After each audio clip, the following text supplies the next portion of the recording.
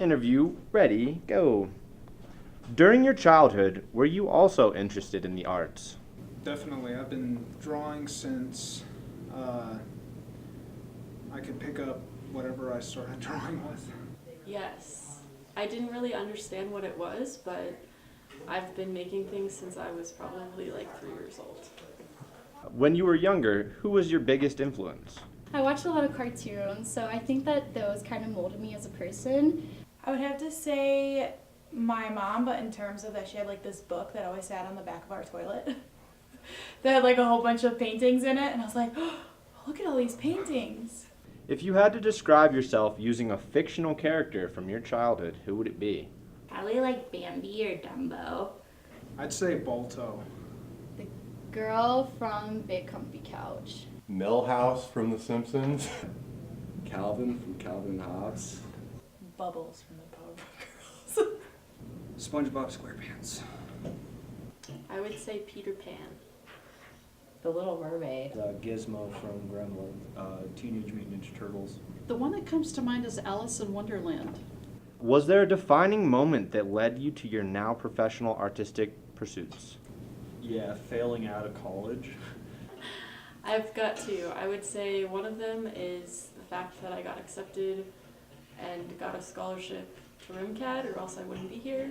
And the second one is when I changed my major to fine arts, and that just changed my entire life.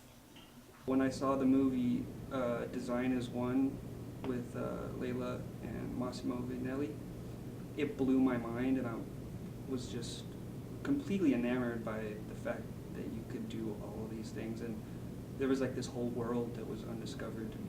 Watching the bonus features on the extended edition of the Lord of the Rings movies, just finding out the concept stuff and how they illustrated all of the orcs and creatures and armor, everything. Who's your biggest inspiration today? Sarah Lucas. My mom. Frank Frazetta. The artist, Francis Bacon. Definitely all of my peers. Probably my parents still. My biggest inspiration today is a designer named Raf Rennie. I really like Pippilotti Wrist, and I've been studying her work, and it's really great. My friends really, like, their artistic energies really, like, keep me on my toes. I'd say as far as I've been a creative in my life, there's no rhyme or reason. It hits you like a lightning bolt. What is a film you find to be largely underrated? Simon Birch. I'd say Waterworld. My gut instinct was Back to the Future. It's not one single film, but I really like the director Jean-Luc Godard. I have such a hard-on for Basketball Diaries, and I wish other people did too. Is Blade underrated? I don't know. That's my favorite movie ever. The Thief and the Cobbler. Big Trouble in Little China. The Godfather Part 3. Suicide Squad. I'd say, just off the top of my head, Donnie Darko. Moonrise Kingdom. Recently, Mother. If you could sum up your artistic practice and employed thematics using 3 words, what would they be? Raw, sexual, and black. Obsessive, whimsical, and playful. Layers on layers. We're gonna have to say dreamy,